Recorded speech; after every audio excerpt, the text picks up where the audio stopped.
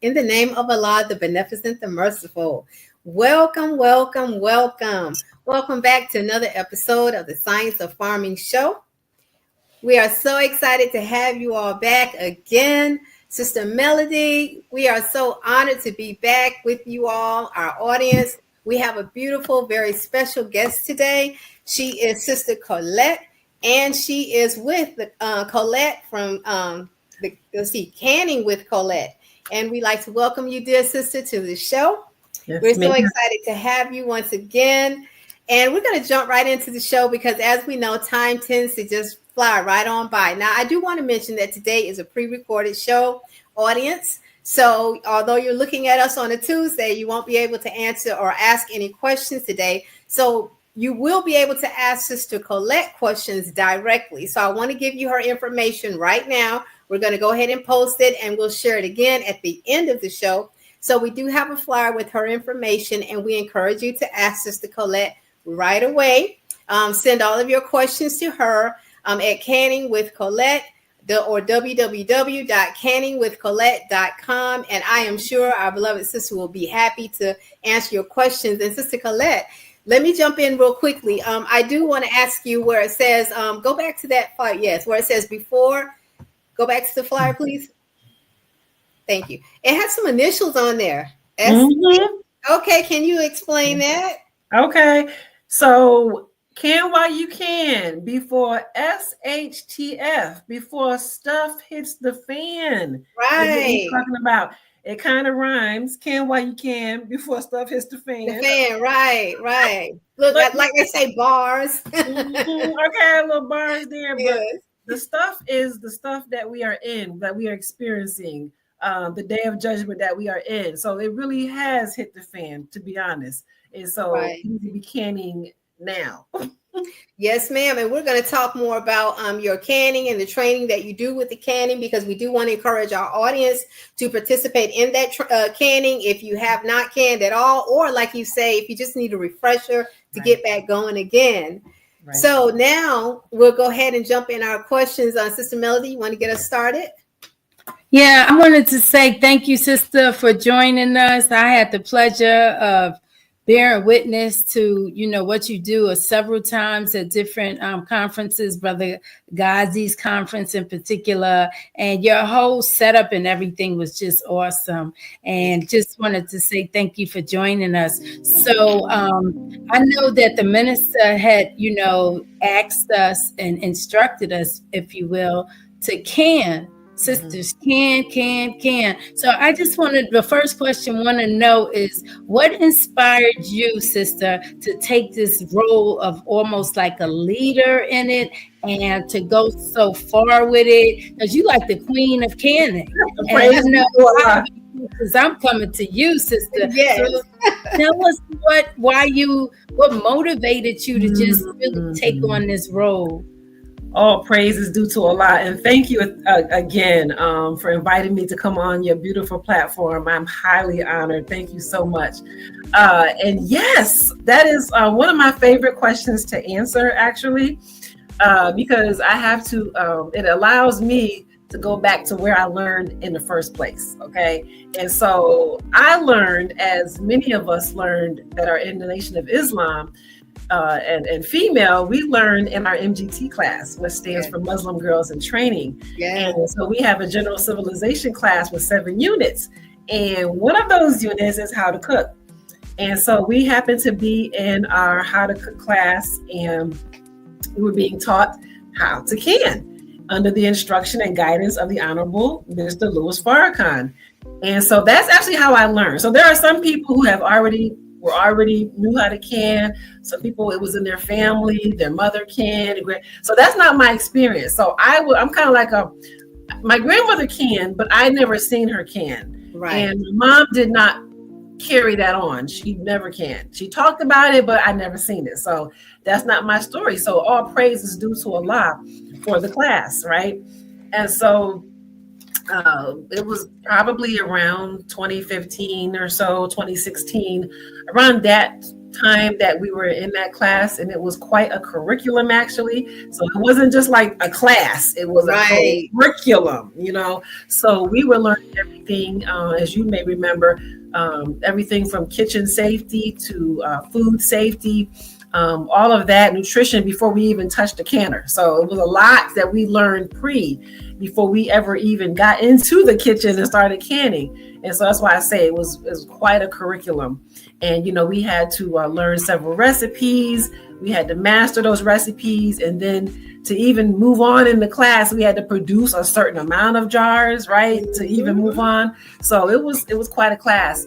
And so for myself, after completing that class, and I always share this, I was really exhausted, to be honest. Yeah. I was like, I passed, praise be to Allah. And again, another thing, transparency, I didn't do a lot of canning after that. I really was just like, wow, that was a lot, And so every now and then, a little jelly here or there, or maybe some navy beans, but I wasn't really like building up my pantry like that. But then what was happening is, just paying attention to what was going on, in this world that we now live in. And we were getting a weekly reminder to can something, right? Mm-hmm. As we still do to this day, get a weekly reminder to can something. And it started to weigh on me. I'm just like, oh my God, when the minister gives an instruction and we're getting this told to us weekly, I'm like, wow. I'm like, I'm not being obedient. Like, oh my God. And I was feeling bad about it, and my self-accusing spirit was starting to get to me. So that's when I was like, okay, I got to really pick this thing up again. And so I started, really getting back into it. And what happened was, once I, got a deeper understanding of canning and really understanding why the Honorable Minister Louis Farrakhan was giving us this instruction, I said, okay, I got to go back for my people now. How many other sisters or how many other individuals are struggling with this or have a lack of confidence, or, it's just been a while and now they're rusty and now they're nervous about it, and scared to can, because I hear it all the time, like, oh, I'm kind of scared. Yeah. I took it on like, okay, I'm going to go back for my people, my community, and bring this to them. But just in my way, I try, I teach in a more, I get right to it. I'm like a crash course, like we're going to get our hands in it today. Right. Mm-hmm. And so I just try to make it fun, exciting, any way that I can reach my people. So that is pretty much the foundation, and that's why I'm doing it. So yeah, that's the answer to that question. Beautiful. You're absolutely right. It was a lot. And I think a lot of us kind of took a break after it because it was quite intense.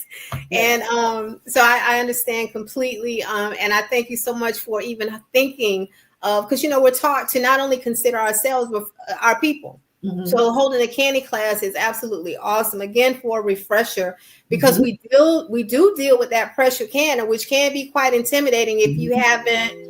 It was intimidating in class to handle. So can you imagine, trying to really do it on your own continuously? Mm-hmm. But I do want to talk about, because on this show we talk a lot about gardening, and we always want to make everything that we do here to the public, to ourselves even, so easy. We really want to our audience, you really honestly can do it, and it doesn't take a lot. So can you talk a little bit about some of the benefits of canning? Because for this show, they're canning what they're harvesting, but can you talk about some of the other benefits of canning? So yeah, so that's obviously a benefit, and I talk about that in my classes. I'll talk about the fact that if you're not growing your own food, definitely you want to tap into your local farmers, right? Or if you have to, your local grocery store, get the best produce that you're able to get your hands on, right? And so some of the benefits of doing that is that you're getting a healthier product, okay? Mm-hmm. You can pronounce everything that are in these jars. It was your hands, your kitchen, right?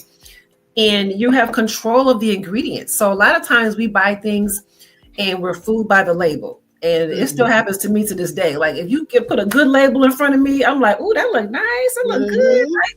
Get it home. It's nothing like the label. It's what you expected. Look on the back of the ingredients. You can barely pronounce anything. And then why is there 60 ingredients to chicken noodle soup? Like, why is there 60 ingredients to it? Right. And so that's another ingredient. You have control. You're eating a healthier product. Also, you're saving money if you're doing it right. So what I mean by that is if you are harvesting your own food or you're buying it from the farmer's market or the grocery store, you're getting it in bulk. You're typically going to be able to get it at a more affordable price, even if it's the grocery store. Sometimes, you'll see things at the store, buy one, get one free, buy two, get one free.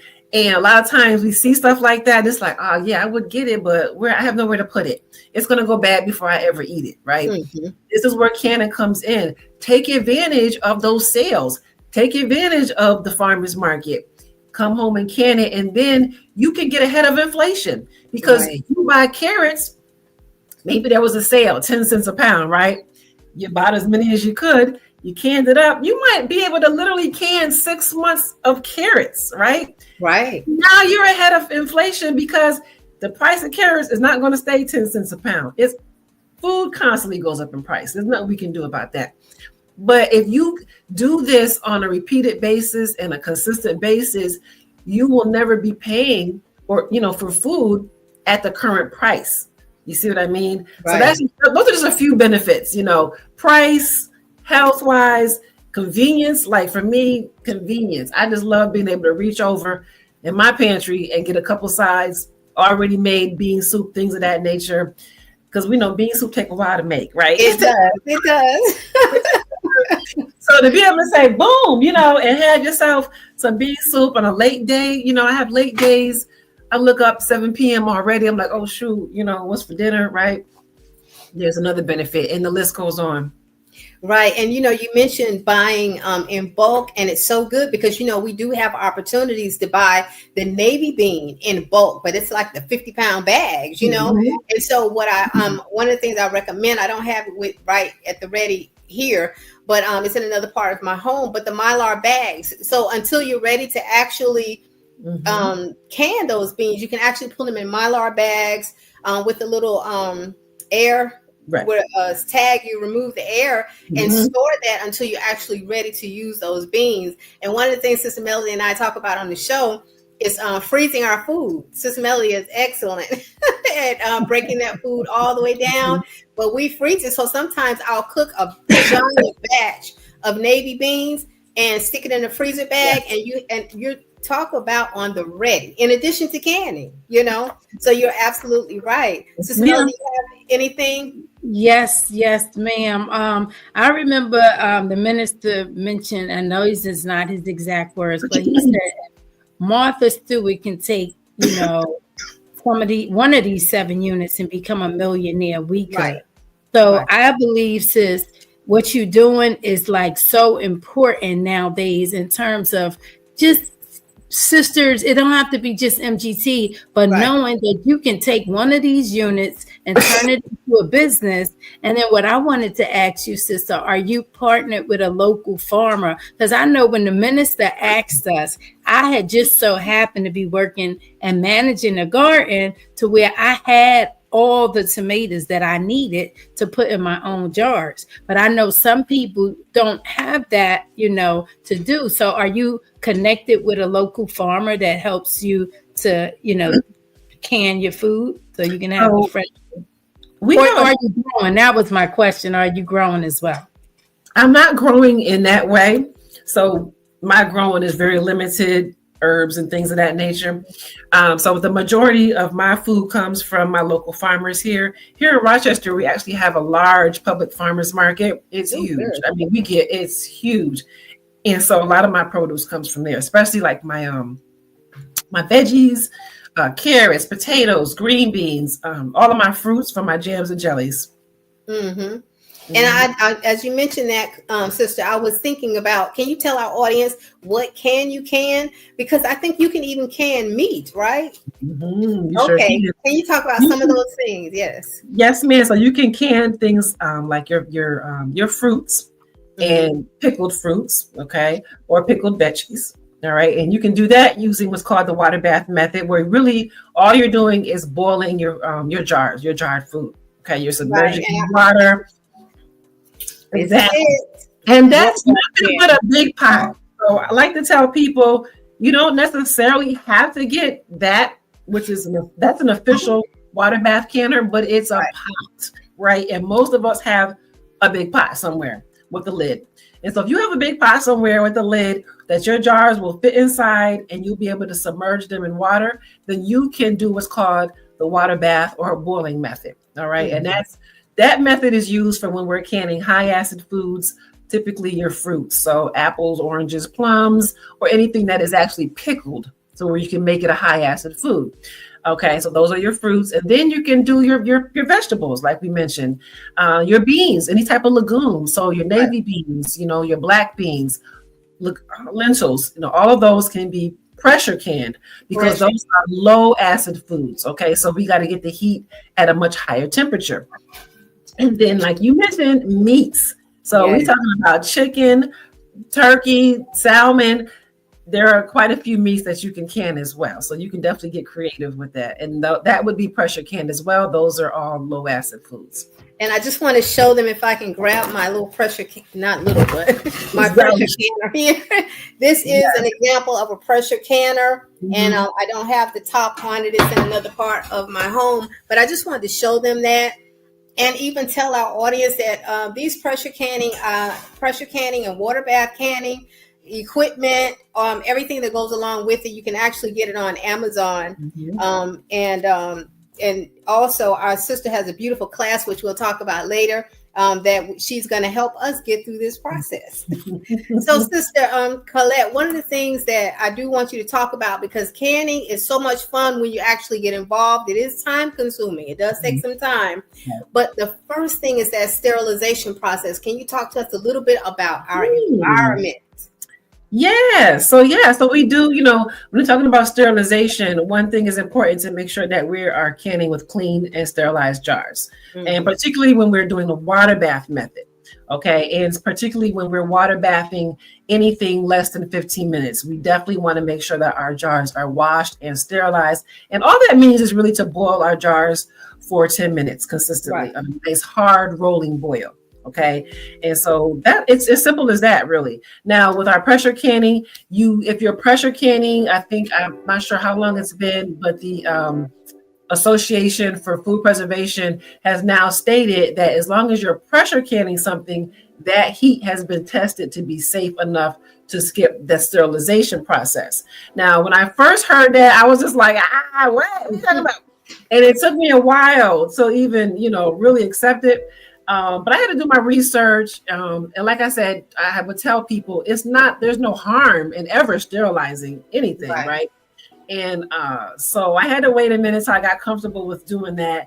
And then I said, okay. So for me, the only time that I skip the actual sterilization process is if it's brand new jars. You still wash them in soapy hot water, clean them, rinse them well, and then, proceed accordingly.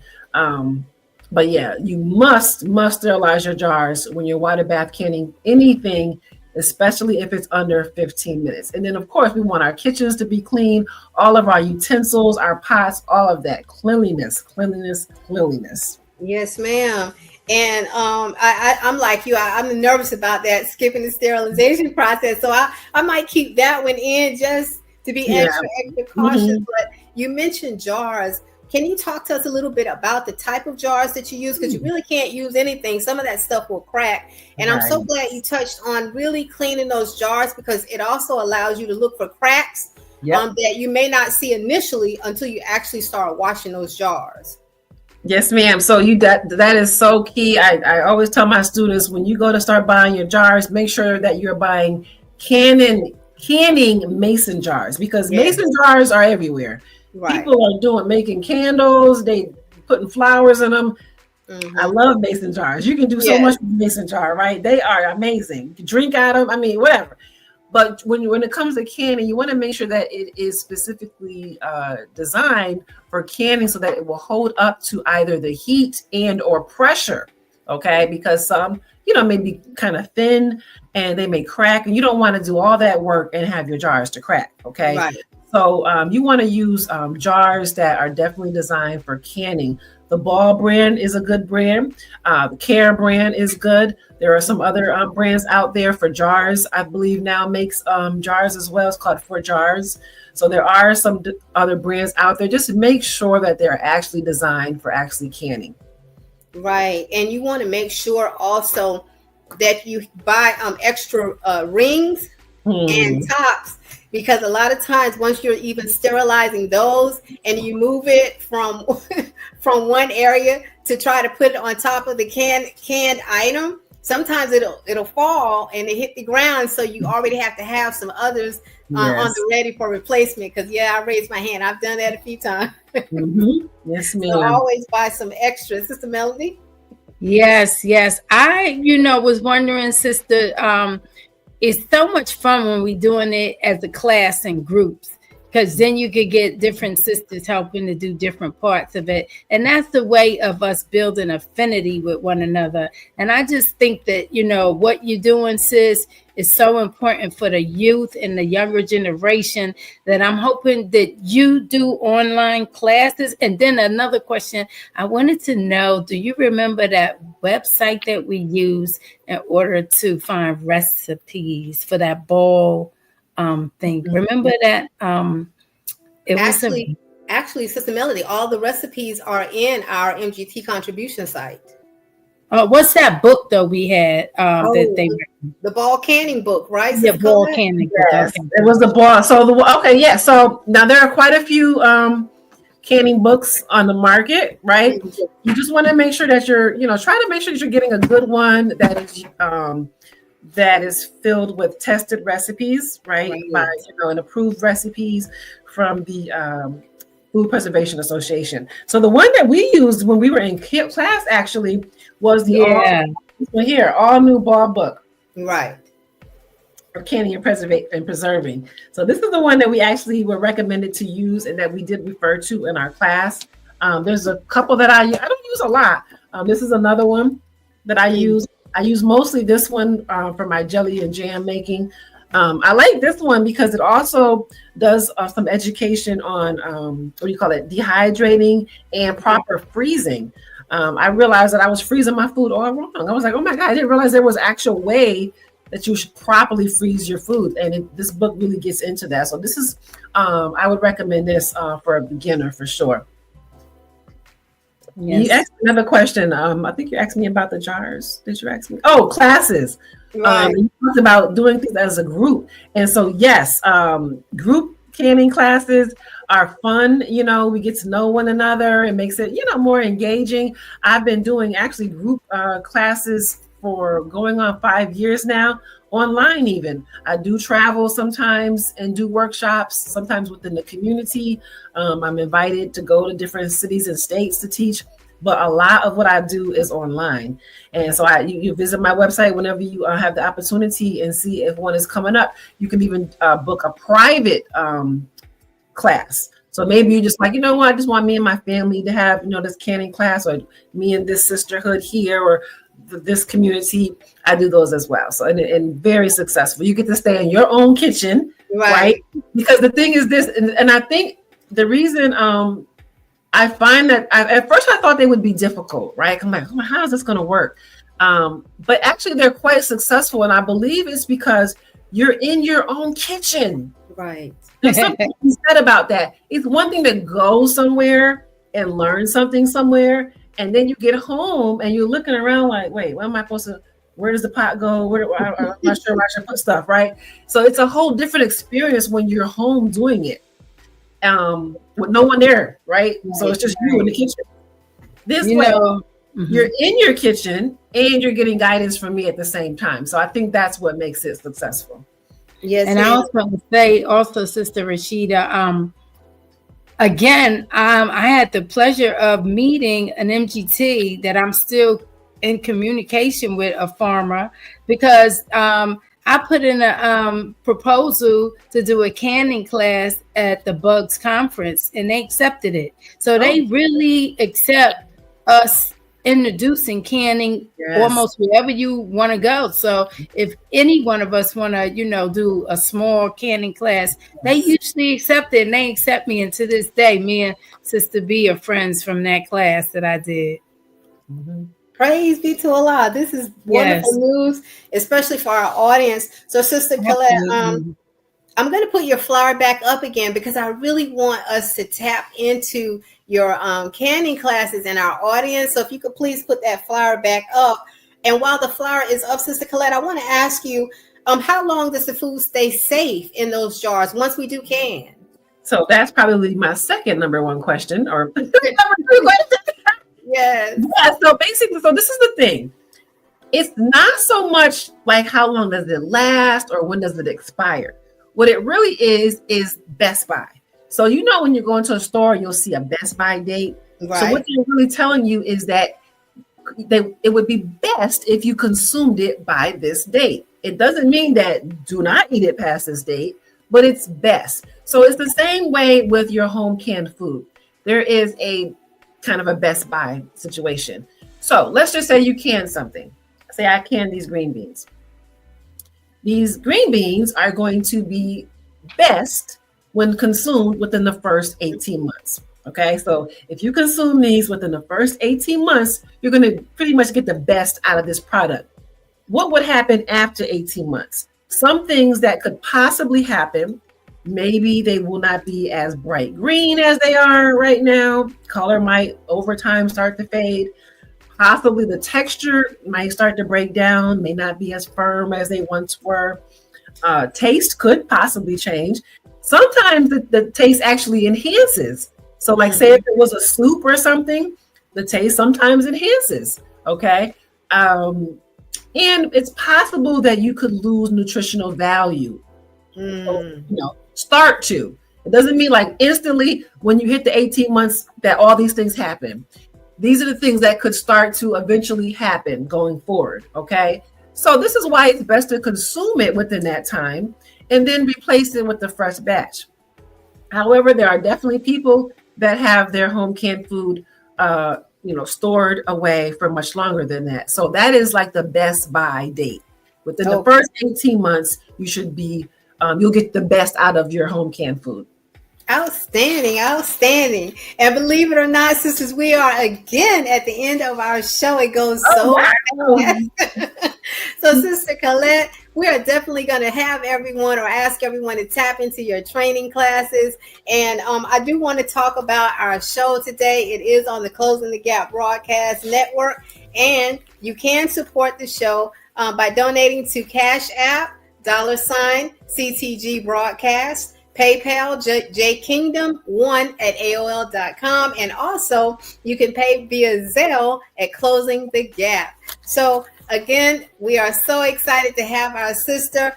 I wish we had more time. Sister Colette, are you open to coming back so we can get into a little bit more detail about canning, specifically one show pressure canning and another show on the water bath canning. I definitely like to talk to you a little bit more. And my son is flashing all the information that you need across the screen. Again, if you all have questions for Sister Colette, please reach out to her directly. So can you put everybody back on the screen? All right.